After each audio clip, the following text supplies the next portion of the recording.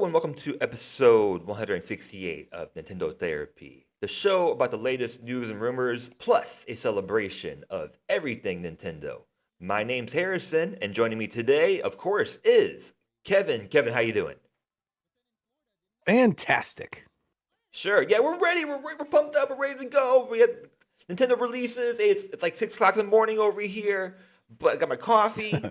We're here to talk about Nintendo and video gaming.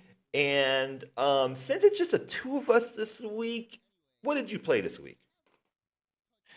Well, since it's baseball season, and I don't think it's doxing myself too much to say I drive by Fenway Park a lot. Um, it's just in on my mind. So I was playing Mario Sports Superstars on the 3DS, and one of the sports in there is baseball. And I got so addicted to the baseball mode that I think pretty soon, once I finish all three levels of like the championships, I'm gonna move on and play Mario Sluggers on the GameCube. Hopefully, they eventually put that on the GameCube service on Switch Online because Mario Baseball is so fun, and it's just like, it's the fundamentals. It's nothing too great. It's not like the Mario 3-on-3 basketball game where they kind of put a lot of Mario Kart elements in, and like, you're collecting coins and you've got power-ups.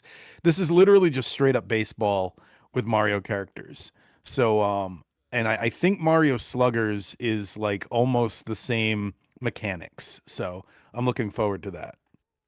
And that would be interesting as an online game Hmm. because I think an issue about whatever the last soccer game was,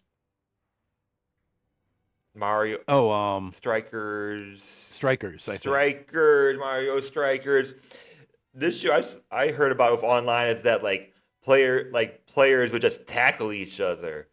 Hmm. Baseball might be that you get a lot of people who just quit when they start losing. I don't know how you, Yeah, too I, much bunting. but still, it would be the most honest of like the American sports games I think you could do. At least that's how It's I also how like I found baseball to when you be. play against the computer, it's like the type of game where every time the players make an error, you start to feel like the game is fixed. Like you're like, "Come on, how did you drop that? Come on, like there's no way." Like every error, you feel like the game is rigged against you. But it's like that psychology thing because like, oh, when it happens to the other team, I don't I feel like, it's a good thing. But when it happens to me, I'm like, "No, they're picking on me." Right. But baseball's nice because there is a natural like strategy you can take towards it. So Never swing at a first pitch. even if you are playing against a computer, there's still you can still immerse yourself and imagine like when I'm playing NES baseball in the NES, I'm still imagining like how I would strategize in a real baseball game when I'm playing, even though it's much more random with how the computer plays. Um, it's Yeah. it still opens that up. So yeah, that's cool. Oh man, If anybody is looking to play it, my recommendation is always get Bowser on your team. Bowser is a home run machine. If you master the batting mechanic, you should be able to hit a home run with Bowser every time. well, you brought it up. J- May June in your city, phew, it's gonna be Yeah. brutal because Hmm. you have most likely basketball, and then you have soccer, right? And you also have golf. Yeah. You have like three different Soccer's events. already been here a little bit. The Brazil team, I forget who they were playing against, but I know Brazil was here because of my Brazilian relatives. So they've already dipped their toes, but they're coming back. Right. And that's going to be in June. If the Celtics are in the finals, which could very well happen again, which is crazy, that's in June. And then I think there's golf or there's like three events that could possibly happen at the same time. And I'm like, man, I like not envious of that. It like to like unless you're partaking in those events, and then I am. But if you're just if you're just in the environment though, but don't get me wrong, Hmm. don't get me Oh yeah. wrong, it's a No, great they close city. those roads down. Like, there's definitely days I have to take alternate routes to where I'm going because all of like pretty much everything around Fenway is barred off with those. What are those called? When they block the street? I don't know. You know what I mean? The wooden things, Barriers, barriers. That's the word I'm looking medians, for. Yeah, blockades. parking's $50. Yeah, yeah, it's crazy. But you see, like you live in a real city. I don't know if you're Yeah. from a real city, but at least you live in a real city. I went from a Midwest city to a small city in Asia, so you can find parking anywhere. Which which is I heard from somebody from the East Coast one time. It's how you determine how real a city is by how much Yeah. parking there is Well, luckily I don't available. have to pay for parking, but yeah, it is bad. Well, let's get back to the positives, though. I haven't been on the Switch, and I have my Breath of the Wild series on my gaming channel I'm doing, and I'm at least thinking about it. I'm at least thinking about what I want to play next. I think I want to play like some Zelda 3DS games or something, just something to motivate me, something I haven't played before, but. A Hey, Zelda they're all game I good. haven't played before. Something like that. Phantom Hourglass. I don't know. Link Between Worlds, of course, but um, Oh, I've told you this before. I recommend Spirit Tracks over Phantom Hourglass. It's up to you what you want to do, but I preferred Spirit Tracks, and it's not like there's an ongoing story you need to pay attention to. But I'm saying you could start there if you wanted, but I probably should it's up to you. just play both. Yeah, Neither there of you them go. are that long, right? No, I've in fact Spirit Tracks is one of the shortest Zelda games. Right. It's one of the only I can't remember the I used to know this off the top of my head, but like however many hearts you get in a Zelda game, it's the same amount in almost all of them except two, and one of those is Spirit Tracks. You have less hearts because it's a shorter game and there's not enough spots for heart pieces. Let's see. Okay, so according to How Long to Beat, Spirit Tracks is number still scrolling. Never mind. Dude, it's not. It's like one of those. It's okay. According to this, Spirit Tracks is way down here. 20 hours main Are those all story. the Zelda games? Yes. T- No, it's one of the shorter ones for sure. I mean, obviously the NES one is pretty short if you know what you're doing.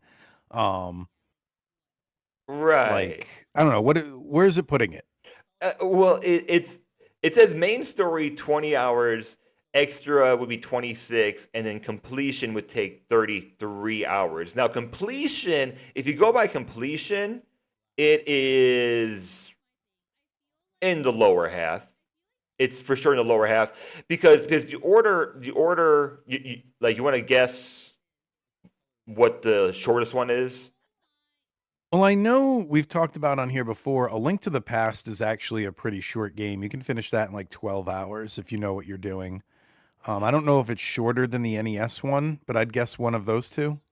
NES Zelda is the shortest one, and Okay, yeah. completion is also shortest for that one. Um, because you can finish NES Zelda in under 10 hours, right? You can. Yeah, yeah, for sure. I would have to look up a few things. That's one I don't have completely memorized, but if I was allowed to look stuff up online, then yeah, easily within 10 hours. Yeah, it almost goes in order, I guess. Because next one is Adventure of Yeah. Link. They say 10 hours, 11 hours completionist. Yeah. Well, Link to that's the not counting all the deaths because that's the problem with that game is the difficulty level.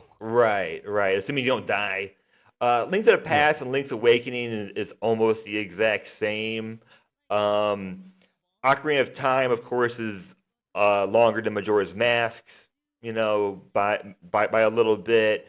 Um, Oracle of Ages, Oracle of Seasons is around 15 hours. That's shorter than like the N64 games. Uh, Four Swords, 2.5 hours. Okay. um, right, Minish Cap, So 15 and a maybe half hours. They say Minish Cap is shorter than Spirit Tracks. They well, s maybe I just enjoyed Spirit Tracks that much where it felt short. That's got to be it because I do remember walking away from it being like, "Oh wow, I wanted more of that." So, yeah, could just be that. shortest of the past. I guess going back to the DS, going back to N64, the shortest one would be Triforce Heroes. I guess but I guess that's kind of a different game, right? Yeah, I don't really count those as like I've played them all, but I don't count them as Zelda games. I see them as more of like it's like if you count Mario Party as a Mario game. You know what I mean? It's sort of a side thing to me. Hmm. Hmm. Okay.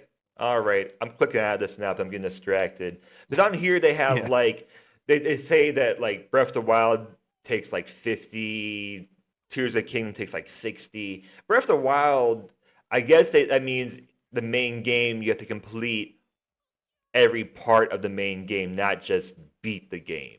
Because you can for Yeah. sure beat the game in 20 hours if you wanted to, and as a decent player, not as a speed runner.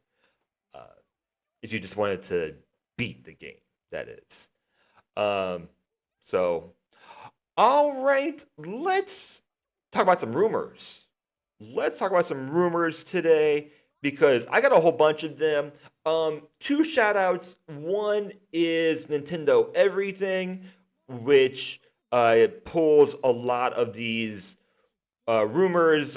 It's either from forum like other sources, or they are very good at looking at different countries' ratings boards, like different international news to come out. So shout out to them. Also to Spawn Wave as well. I saw that in the past week. He talked about a good number of these. But hey, he's going to the same sources that I am. So I mean, Oh, he's and we looking. should remind everyone that post after the Nate the Hate leak, there came that story that Nintendo is possibly circulating fake leaks to try to spot who's putting the information out there. So anytime we talk about leaks for like the next month, I'll have that on my mind. Yeah, I don't. I guess I'm happy that you brought it up because I was gonna sidestep that one this week. Not because it's controversial, because I mean it is, but it just makes me mad. Like there's enough fake news out there. Like don't you think Yeah. there's enough fake news out there, Nintendo? Like we need more. We need more AI. But anyways, um, a lot these have been circulating wherever. So we're not the first, we're not the last to talk about this, and we certainly aren't the true journalists that are actually going out there and getting any of these sources. So shout out to all of those people. First one, um, Marvel's Guardian of the Galaxy got rated in Taiwan for Switch 2. And I was like, I have not heard about that game in like I thought that game was done. I thought, Yeah. but originally released 2021 Square title. Um, Definitely looks like a native port is going to be coming to the Switch too. So, any thoughts on that one? Okay. Um, No, if I remember correctly, is that like a I think that's a multiplayer like encourages you to play with others type game, right? I think so. I I think think it was like I don't know, maybe I'm just thinking that because everyone compared that failed that failed MMO to Guardians of the Galaxy. Um but I think it is. and it was there is a Switch version in my notes. It was cloud based. There already is? There's a cloud based Oh, it was cloud based. So maybe it's one, coming like physically, like maybe they'll get a game key card or something. right? I mean it all we know is that it got rated for Switch 2 in Taiwan and also ESRB. And I guess it makes sense. I mean, there's no real timelines on things like this, so sure. I'm kind of going. I'm kind of going with the sure part of this. um, I'm trying to remember what that one I'm thinking of was that was like everyone called it a ripoff of Guardians of the Galaxy. It was the one that like got taken down almost immediately because nobody bought it. um, Man, I can't find it. Guardians, protectors of the universe. I'm sure it's a game. I'm sure it's a game. Uh, you can keep looking though. The next one I have on here is Diablo 4, and also the Concord. That's what it was. which one? Concord. The PlayStation game. Right, Yeah. PlayStation, right? Yep. Right. Widely Yeah, regarded as one yeah. of the biggest commercial Of course, failures in gaming history. of course, because Xbox has Yeah. Halo and PlayStation has Concord. Yeah, yeah. Okay, yeah, I remember that now. Yeah, yeah. I usually don't Shut see down in those. 2 weeks. Right, right. Usually flops like that I forget about if I'm not involved somehow. If not like playing the game. Yeah. Oh. Well, everyone said the trailer made it look like it was a ripoff of Guardians of the Galaxy to refresh your memory. That's the only reason I'm bringing it up. Uh, that'll be related when we talk about Pragmata later. But first off, Okay. are the rumors Diablo 4 and the expansion was rated on the Indonesia ratings board. Shout out to Indonesia. Um, Diablo 3 is on Switch. Overwatch is on Switch. You know, Blizzard has a relationship with Nintendo. Of course, I think this one's coming for sure at some point. I don't know if the ratings have anything to do with the timeline, but it could. It could. Diablo. Any thoughts on this one? No, I never got into Diablo. That's like I know it's got a very big following and people get really into that series, but just not for me. I Diablo's a game where I don't feel smart enough to play it. Yeah, I play it. Like like Mist. I've played 2 and 3 a little bit, and when I play it, I'm like, this is fun. Like I'm beating people up, but then I just I just don't know what I'm doing. I just don't know what I'm doing besides just like beating the guy up in front of me, and like I don't understand the game. It feels like one of those games where I need a friend that's like just like sit next to me and be like go here, go here. All right, now you're kind of figuring it out. That's my takeaway. Uh, Diablo 4 has had an interesting release and life cycle. So there's that. Speaking of interesting release and life cycle, especially now, because they just had recent updates, is Starfield. Starfield also got rated in Taiwan. It's already on Xbox, PS5. It could be one of the biggest AAA titles that the Switch gets if they were to get it this year, which I think is very possible. I'm 100% sure Bethesda has a dev kit that they've been working with. How do they fit this game on there. I don't know, but I'm assuming that it's playable on a Series S. So, all right. Um, I I've heard the game's gotten better over time. Um, any thoughts on this one? Again, just not my type of game. Like anything that requires like online updates and stuff like that, I'm just a very traditional gamer. I like, I don't know. This not for me. We got two. Because there are other things that later on I got into, but it's just like, I don't know, you're missing me with these, as the kids say. No, it's all good.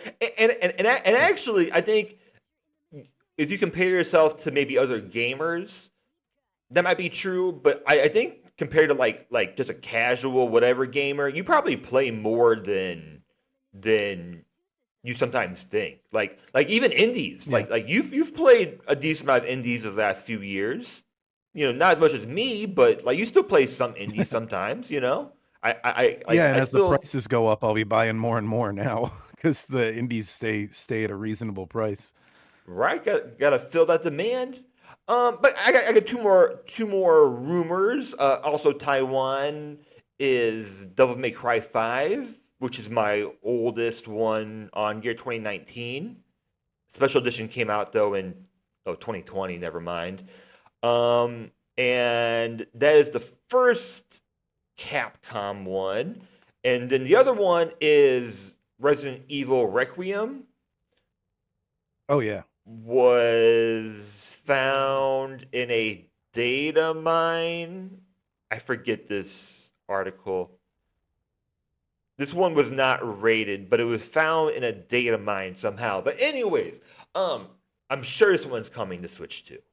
I'm 100% sure this one's coming to Switch 2 because Yeah. I think all of them are. So it's kind of a boring take, but Mhm. that's my takeaway is that um but anyways, Yeah, I've really got to get back into those Resident Evils.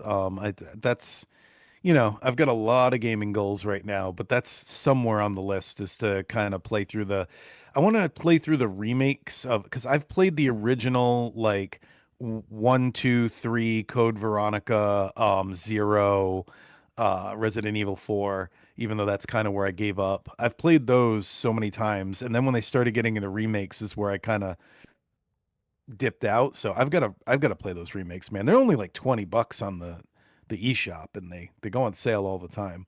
for Some sure. of them are only streaming though, so that I might have to play on my PlayStation. For I sure. think it's Resident Evil 3 is streaming only. Requiem.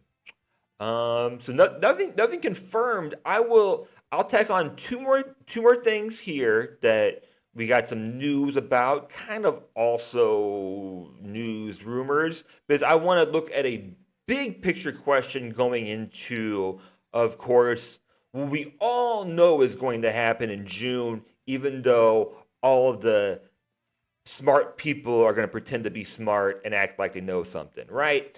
Anyways, Mm. Splatoon Raiders, which is going to be switched to exclusive. I don't know if that was confirmed before, but it's going to be switched to exclusive. Has officially got gotten rated. It's received ratings in Europe, PEGI 7. It's rated 7 and up. I guess that's what it means. Sounds right to me. And It's kind of a oddly specific age, but okay. I don't know. We had TV 7 or GA 7 or whatever it was, right?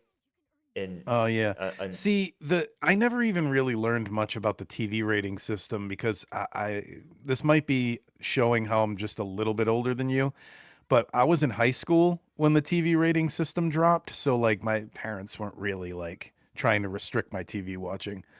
So I never really learned much about it.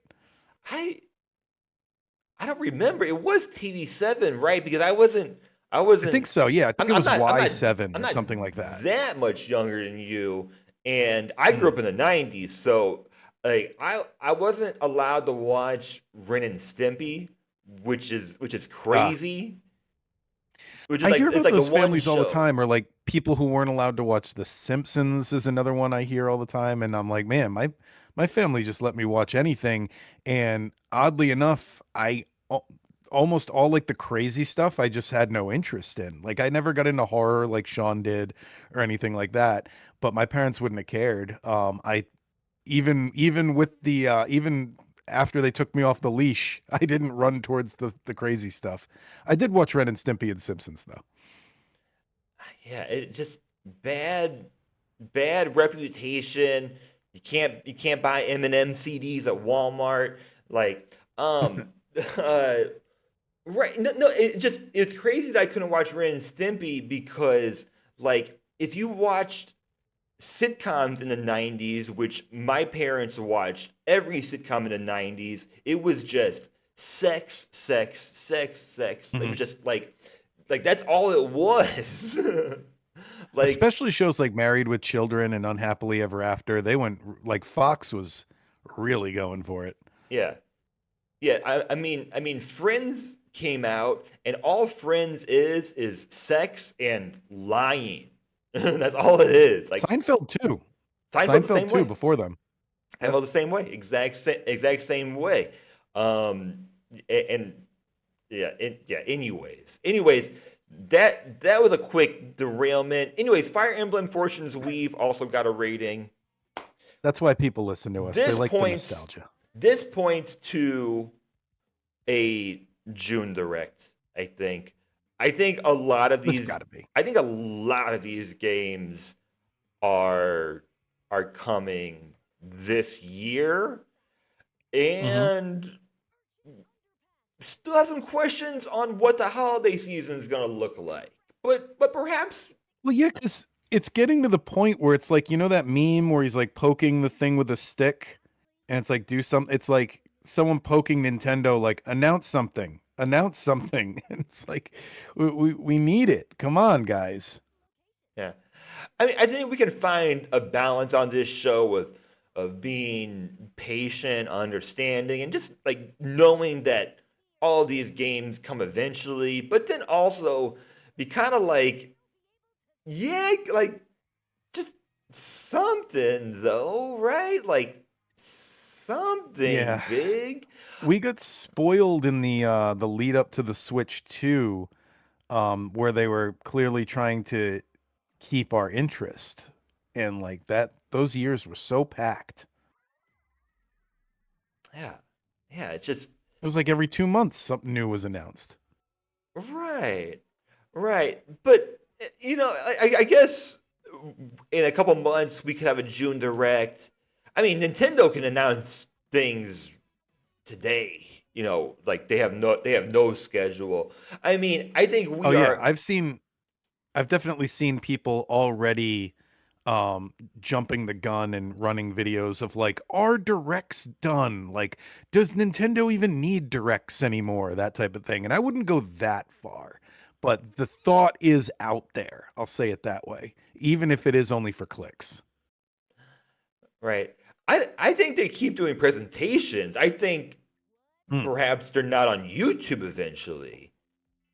Yeah. Perhaps they're on their own thing. Like, oh, you want to watch our presentation, you got to download our app, But and hopefully the application's free.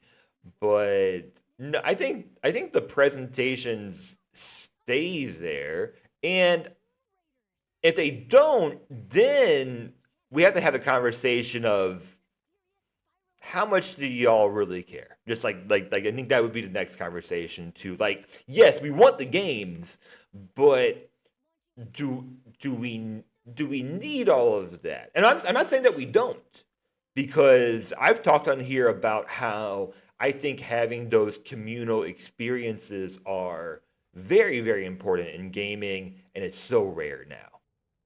It used to be, Yeah, yeah, I've had a few discussions online where like I feel like there's two schools of thought. Like there's some people who hate when they announce games too far out, and there's some people that love when they announce games too far out. And I'm kind of in the latter camp. Like I kind of like if you're going to tell me, it depends on what it is too. Like if it's something small, like if you're going to tell me, hey, there's going to be an F-Zero game in 2028, I'm not going to be too hyped for that. But if they said right now, I don't think it would take anything away from the next Zelda game to say, hey, the next big Zelda, it's going to be a wait, but it's coming November 2028.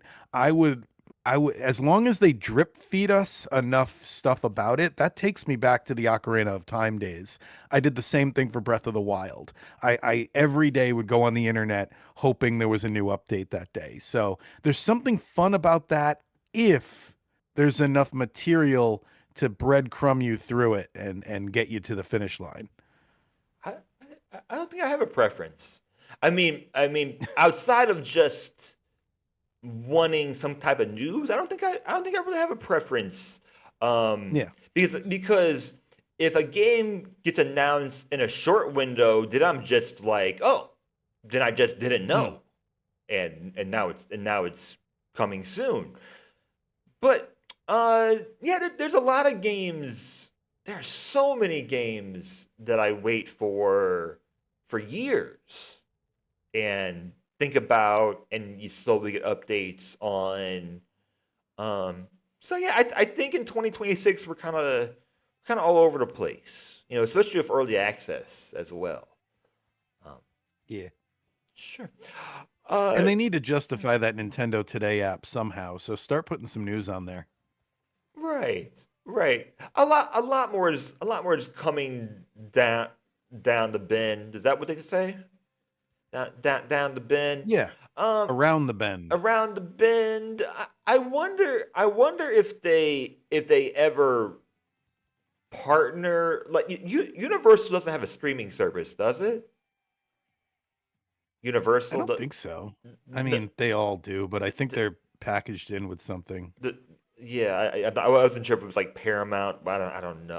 I have no clue. Peacock. Universal is in with Peacock. Hmm. I wonder when it comes to the time. I wonder if Nintendo gets partnered and licensed with something like Peacock or Netflix, or if they make their own streaming service altogether. Because they're gonna have that eventually, right? They're gonna have their own animes or TV shows. They're gonna have smaller movies, perhaps short films. I mean, if they follow the Marvel model, yeah, they're going to have too many TV shows. Right. And they already have a new studio. They had that Pikmin short that came out on the Nintendo Today app. So, I mean, it could just be the Nintendo Today app that becomes that, but um that's kind of what I see next, and I know I brought it up last week talking about the movie. So, I wanted to talk about two games that came out for Switch this week, and they're both very different. So I thought I'd just yin yang it put together. First one, talking about Capcom, is Pragmata, Pragmat. I don't. Dead Space. Everyone's calling it because it looks like Dead Space, but you play as a father. Um, looks really cool. Like the enemy hat like the enemies look really cool. Like the I don't really get the whole combat grid design strategy yet, but it looks very fun. It looks like a type of a world that I'd be interested in. I hear that it's roughly around 10 to 15 hours in in story, and to me it kind of looks like the 360, like PS3 era for sure, and just more Yeah. Capcom. I was going to say it kind of reminds me of when the PlayStation 2 first came out and they had all these like really short games that were just like very flashy to show what the next gen graphics were going to look like. The one that's coming to mind right now is Zone of Enders, which most people played that because it came packaged with a demo for Metal Gear Solid 2. But there was that one. The Bouncer was a big one. Like that game was super short, but just very visual focused. Just visual focused games, I guess. Right. And 88 on Metacritic for critic scores for the Switch 2. Looks like all the videos that I watched, looks like it runs really, really well. Looks like it runs very, very well. So I it just more Capcom. It's like every month Capcom has like an update or a DLC or a new game coming out. They've just been doing very, very well. And it's a it's kind of refreshing too, like, you know, something kind of new from the AAA space. Always feels welcome, even if I don't have plans on playing it. So it's a very highly rated AAA game for the Switch 2. The other one, of course, is Tamagotchi Life. And Tamagotchi Life is having right now favorable critic scores, but the user scores are super high. It's like 91 when I checked yesterday. So that's not a big surprise because of how niche this game is. Like, if the people playing this game, a lot of them I'm sure are Tamagotchi fans and have that expectation of that sort of game. Like, they're not going in expecting The Sims, or they're not going in expecting Minecraft. Like, they're going in expecting the life sim experience that you would get from this game. To me, this is an on sale game, I think, because I I'm interested in it. Animal Crossing is my favorite IP, of course, and it is a very casual, and it's a great entry point to a life sim game. Like, if you've never played a life sim Mhm. before, and it's just very casual, do whatever you want, right? Tamagotchi Life, the way I've had it described to me, is that it's a game that you check in on every day or every week or every few days, and you play it for a certain period of time, not an extended period, but maybe 15 minutes, 30 minutes. And I'm kind of interested to see what that is like, because I understand that you're more observing and interacting with the world, not just playing as one character. So I want to see how it compares to the other huge, huge casual life sim game that is Animal Crossing. Any interest with this one? Yeah, a little bit. I'm kind of the same reason I haven't tackled Pokopia yet is I'm still finishing Animal Crossing. Like, I've never 100%ed what I would consider 100% anyway, an Animal Crossing game. And since I'm so close on New Horizons, I want to. I need to wait until, because I don't time travel. So I need to wait until May to catch a few more things, and then July. And so by July, I should have everything in Animal Crossing. And I literally just last week finished collecting all the KK songs. Um, and then to me, it's done when you 100% the museum. I don't try to collect every single item in the game. But once I've got the museum finished, I'm good. So I should have that done by July, and then I'll be in the market for another one of these types of games. Yeah, yeah. New Leaf went on for so long and had Hmm. a different life cycle of updates than New Horizons, that I I remember talking to people on Reddit who were trying to 100% by getting everyone's portrait, like getting every villager portrait Ooh, or whatever it's ooh, called, yeah. or a picture. Well, I've seen those like those islands where they give stuff away, and some of them have all the portraits where you can, but I've never been able to get on one of those. What are those called? They're like Treasure Islands. treasure islands. Yeah, Yeah. every time I try to do a treasure island, I just can't get the connection because everybody else is doing it. You can't do the free ones. They don't. Yeah. I don't know if I don't know how many good ones are still up, but during the COVID years, oh man. But I still haven't tried the DLC either, which is I didn't even know until like 2 months ago that it's included with a Switch Online subscription. So I have that DLC for free and I haven't even done it yet. So I got to get on that. very cool. Yeah, I mean, I remember being parts of like discords of Treasure Islands where they would have like full-time staff like working. I was like, how the hell are you guys doing this? Like, you guys work, right? I guess you work at Yeah. home, Oh, you know? while I'm on a tangent every 2 seconds this week, you saying that reminds me of one of the earliest articles I ever read about online gaming, and it's for a sim game. Literally, it was for the first game that The Sims went online. And I remember the person writing the article, I think this was GamePro, and they said that it's a little some of the players may expect a little much of you if you decide to have a roommate because his roommates kicked him out of their virtual apartment because he wasn't online enough. And he even wrote in the article, he said, they said I wasn't online enough and I'm getting paid to do this 40 hours a week. So that was a little intense for me.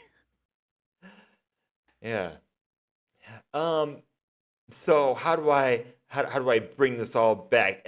Right. I think the Sim main games, they're good. reason why I wanted to talk about this though is that I don't think it lost as much momentum as I might have thought.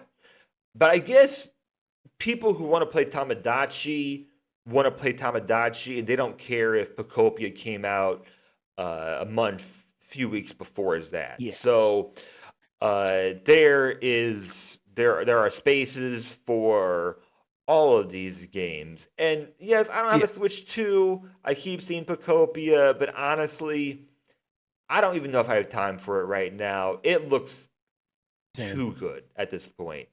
You're Yeah, I'm honestly, I might do Tamagotchi first just for that same reason. Is like, okay, I'll play this.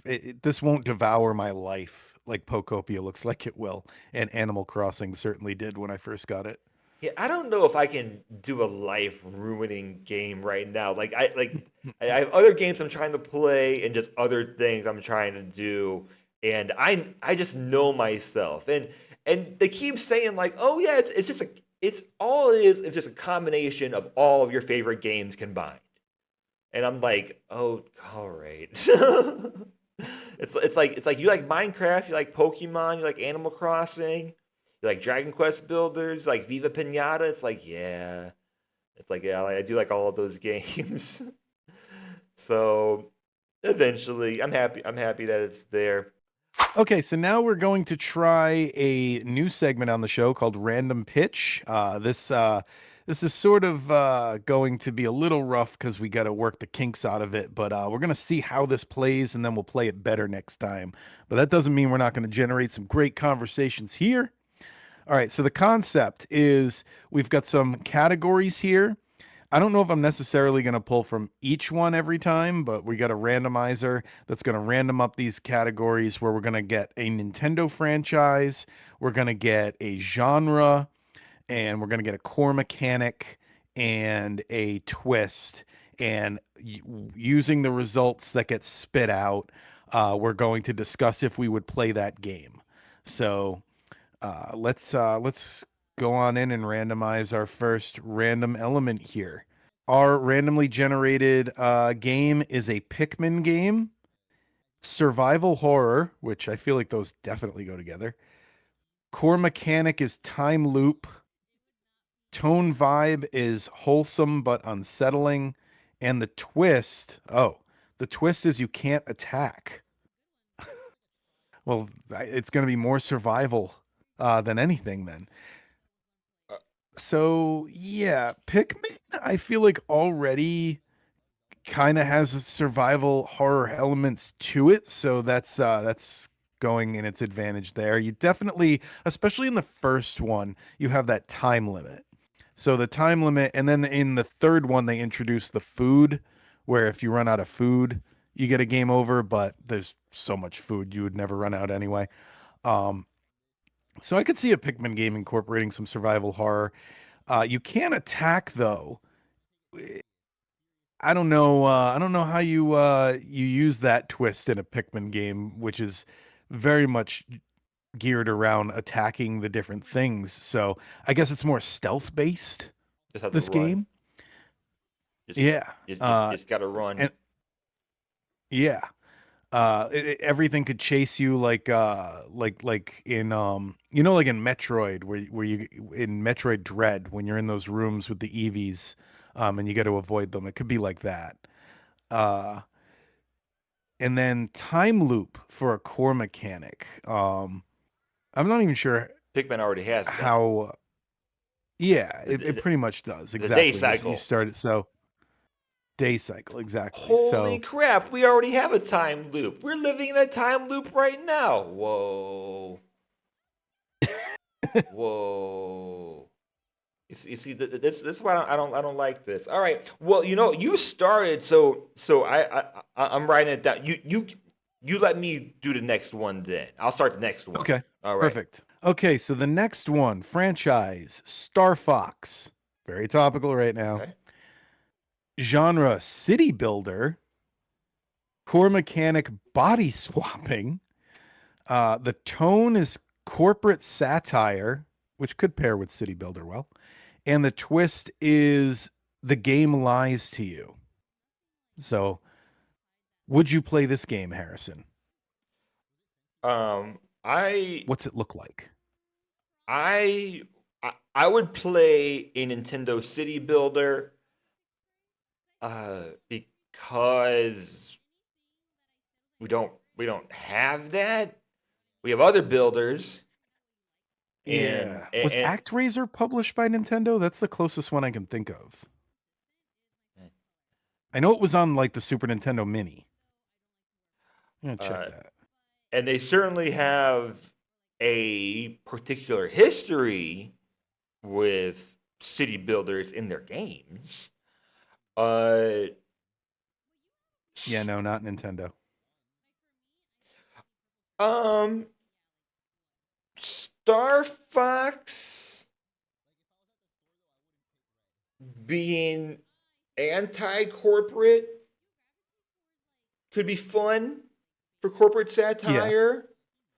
And then I guess the part that I would want to know about, but I guess it's intriguing, so that would make me want to play it more. Is is the body swapping and the game lying to me connected in some way?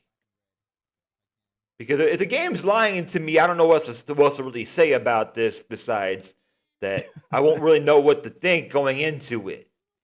But I'm intrigued. Yeah. Trust no I mean, one. I'm intrigued by it. Gravity Falls. Don't even trust yourself, because I'm assuming that Star Fox can body swap into a corpo to try Mhm. and get in their good graces, and Yeah, then think of it build a like city Mario up Odyssey. Yeah. the way that Star Fox wants to, as an anti-corporate um, Well, guy. here's a thought. Maybe you have to body swap Mario Odyssey style, or this is also now like Pocopia style, to do different things. Like Slippy has like can build certain types of the parts of the city. Falco can build certain types of the city. Maybe you've got like dinosaurs in there because of the Dinosaur Planet game mechanic. Um, so you body swap into them to do different buildings. The corporate satire could just be like in Sim City when it had those like updates and how your city was going, stuff like that. Uh, yeah, I'm hung up on the game lies to you as well, though. Like maybe it lies to you about like how to properly build the city, and it gives you like fake information, and then the twist is you find out it's from someone who was like trying to get you to fail. I don't know. Something dark and something anti-corporate if you want me to play it. You know, and, Yeah. and then I'm assuming there's going to be a sandbox mode where you can just place the buildings down and then fly into them. That's what I would assume. I would assume that. I would assume there's some kind of creative mode where you can just set things up and then blow it up with your plane, your R wing. Hmm. That's what I would All assume. right, let's mix something else in this stew. All right, so Kirby game, Souls-like, a Souls-like Kirby game, stealth-only gameplay, which is surreal, and the controls change every level. I don't think I'd be a fan of that aspect. But I could totally see us like Kirby and the one they just did the Switch 2 version of, the Forgotten Land. Yeah. They had that boss rush mode that felt kind of Souls-like. Um, yeah, especially when they added all those super hard bosses at the end. So I could totally see a Kirby game where every kingdom has a different like mega boss you got to fight, and you got to stealth only sneak up on it. Stealth. I love stealth games. I mean, obviously, I've been talking about Metal Gear Solid all year, so that's a really cool aspect. Kirby games are already pretty surreal, so I feel like this was, this was the best pairing so far. Other than the controls changing every level, have you ever played a game where the controls change every level? No, but it's an interesting thought. It's an interesting thought to think about. That's what you do with thoughts. I don't know what's going on this week. Um, uh, but like what like I guess I guess there are games where like, oh no, you hit something and now your controls are reversed. Now you have to do the reverse Yeah. controls. Now it's mirror mode, something like that. That's the closest thing that I think of. This would work as a Metroidvania, I think, in the best way. Animal Well is non-combat, but you can still die. I don't remember if there's really stealth in there. But there's a lot of stealth in Metroidvania games, which is why I went to that.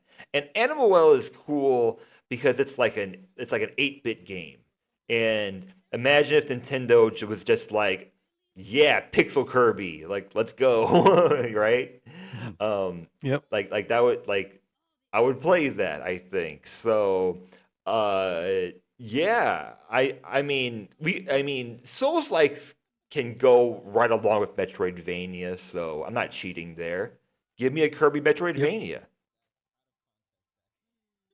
Let's try one more.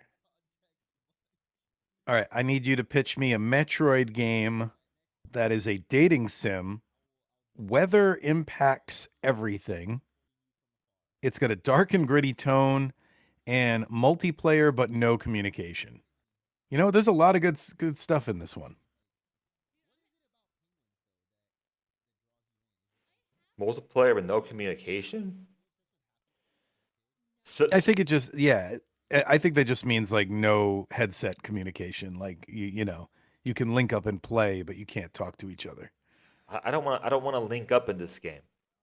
I will play a Metroid dating game, but Hmm. I'm not doing this non-verbal dating stuff that other no, I have plenty of other neurodivergent things going on. I don't need that at all. Maybe they But have all the different emojis like in Animal Crossing. I don't know if that would count as communicating.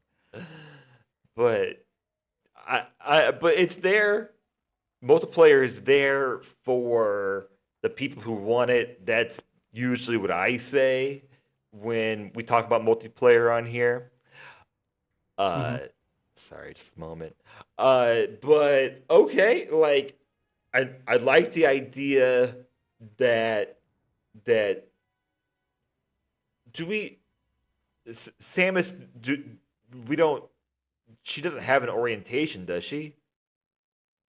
Like we don't Um, we don't know Not like that I know she's of. never had a relationship in any of these games, right? No, no, not at all. Like, so, I mean, I think Metroid Other M, that's the one I'm least familiar with.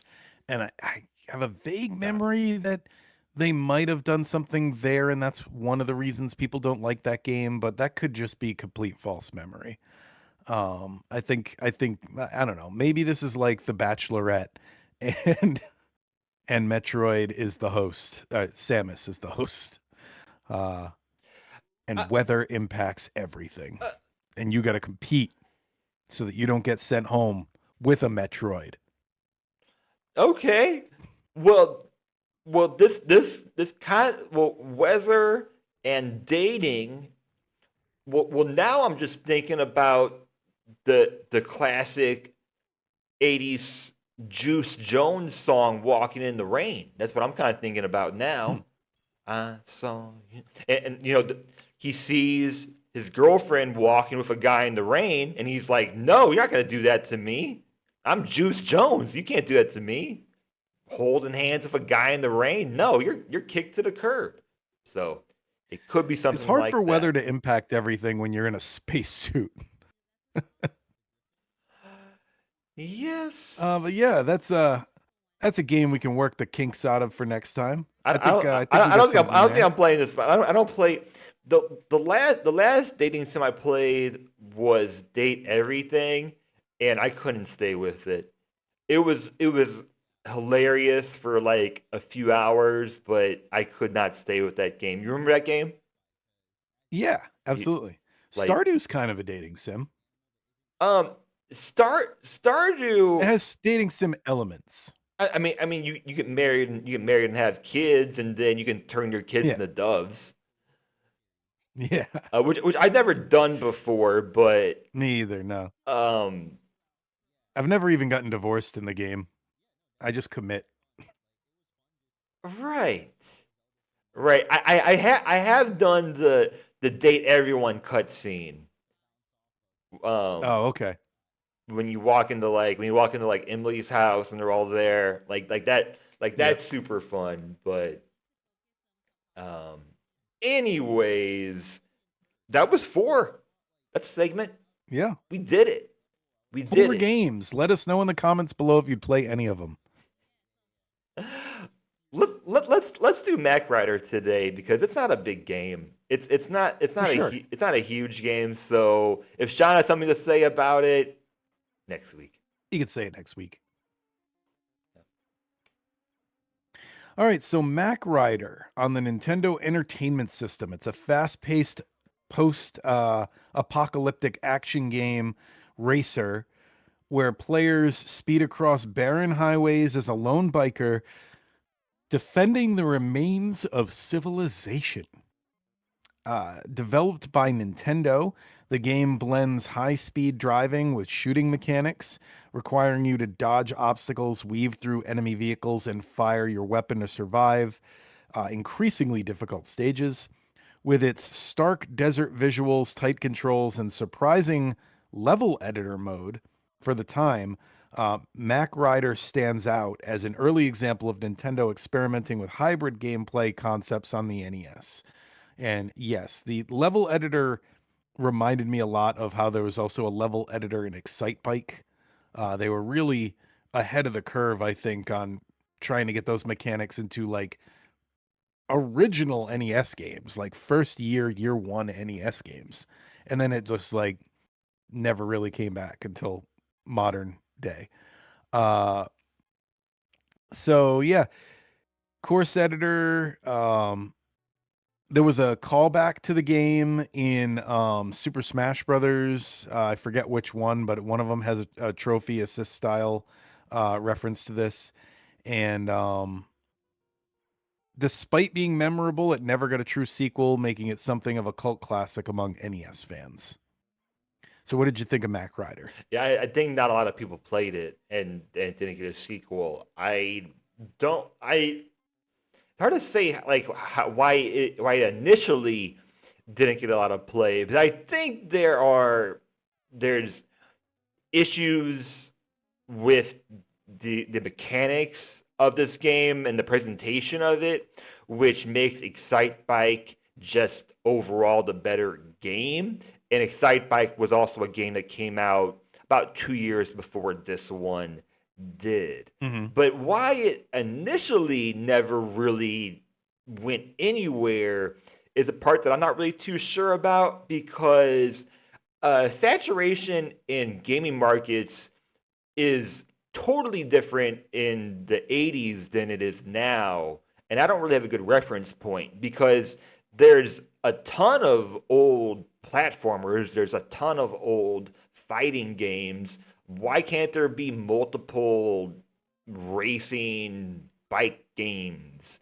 Like Yeah. it seems like Excite Bike kind of took over, but perhaps it is because Excite Bike is just a better experience overall. When I played this game, I think the best thing to do, because it's really hard, because the camera should be just further out from you.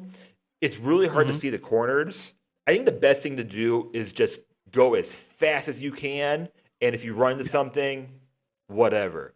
Because the other Yep. option is slowing down, and then you got to slow down anyways if you crash. So I think the best thing to do is just go all out. And overall controls pretty intuitive. I mean, like two buttons, one's acceleration, one is shooting. Um that doesn't sound like very much, but at the time, pretty It's an good. NES like controller. but Yeah, you got two buttons. right, like they definitely, it sounds crazy, but I think they did as much as they could with what they had at the time. So I think they could have made a couple small changes to make this game better, but why Mhm. it just never got a whole lot of attention in 1986, I don't know. So what did you think? It it reminded me of a lot of things. Like the obvious one is pole position because it's the same visual style, the same kind of road. Um, that kind of tapers back into like a triangle for the forced perspective. And it's so it definitely reminded me of that. But it also reminded me of a time when we had like almost a genre of motorcycle combat games because there was oh, now I'm blanking on it. It was Road Rash. Do you remember Road Rash? Was a game where you had like motorcycles and you'd fight each other towards the side. Um I believe that was a Sega Genesis game. I don't know if they had that on That's Nintendo. familiar. But yeah, so you had this, you had Road Rash, you had on PC there was a LucasArts game called Full Throttle, and Full Throttle was a point and click game like Adventure of Monkey Island, but it had these motorcycle segments in it where it was motorcycle combat. And then Full Throttle was in there. And then obviously big core memory is Final Fantasy VII. Final Fantasy VII has that entire segment, which is motorcycle combat, and then you can replay the motorcycle combat when you get to the gold saucer. So, yeah, I feel like this is something that we saw a lot of in early video games, and yeah, those games, every single one I mentioned is almost from a different generation. But where is the modern generation's motorcycle combat game? I feel like we could benefit from something like this. Definitely. Definitely.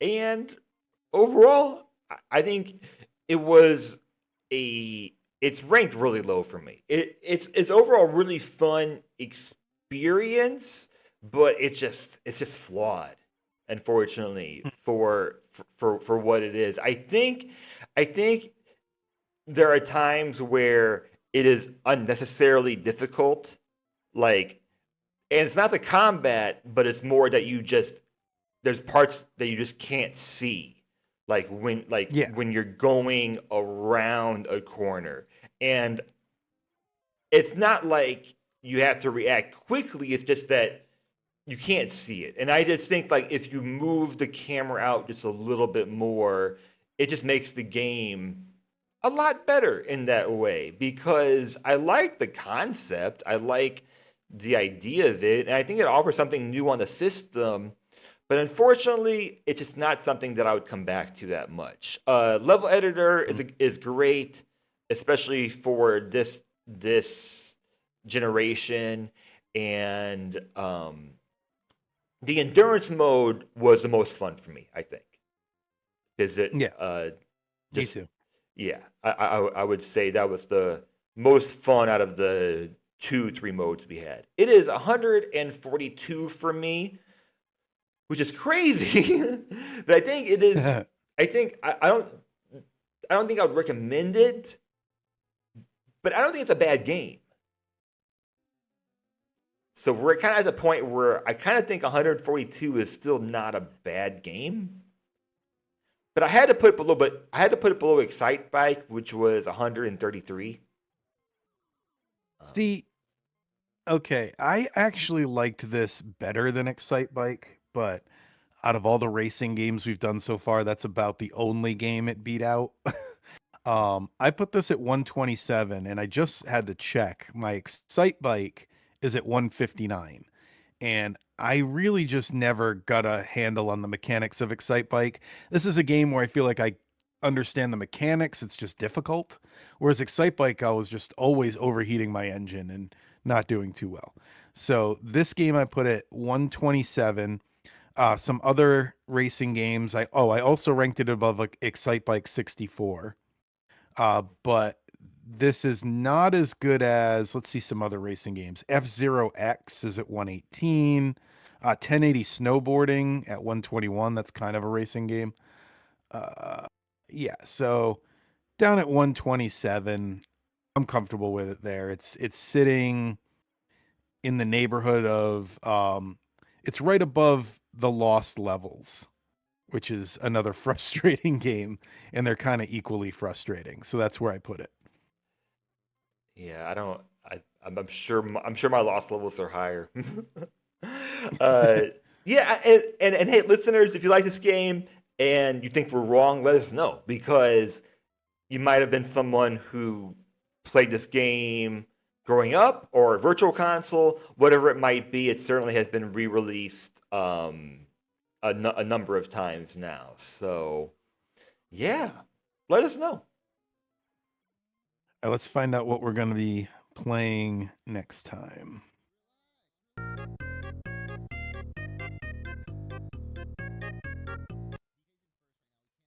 All right, we're breaking out the original green and black Game Boy for the Sword of Hope. I am not familiar with this title. Let me see what the Sword of Hope is. So tune in next week to hear our coverage of the Sword of Hope, which is an RPG, action adventure, a role-playing game released in Japan as, oh, I can't read that. That's Japanese. the Sword of Hope in It was Japanese. it got a sequel in 1992, so it must be not completely terrible. All right. So yeah, that's everything I know about Sword of Hope. And the Wikipedia page is pretty much just 2 paragraphs, so there's probably not a whole lot Sounds good. of a lot of stuff to talk about, but we'll find it. And we'll talk about it next week. So yeah, this is one of the first RPGs, like straight up RPG we've done that's not like a tactical RPG or something. We haven't done, there's so many RPGs in there and they're just not coming up on the randomizer. Like you've got like the Super Nintendo era ones in there.